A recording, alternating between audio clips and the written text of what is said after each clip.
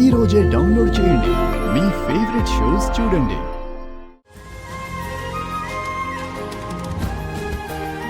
ఏంటి ముసలి పెద్ద కవయిత్రిలాగా ఏదో రాస్తూ కూర్చున్నావు?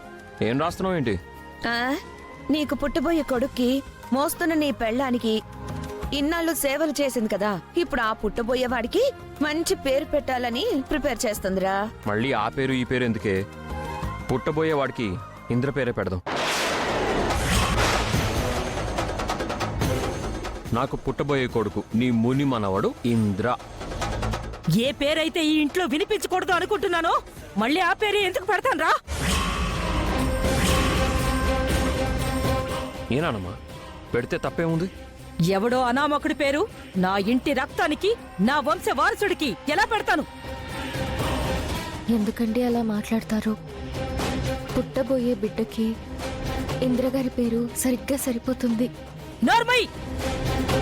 ఇంద్రగాడి గురించి నీకేం తెలుసని వాగుతున్నావు?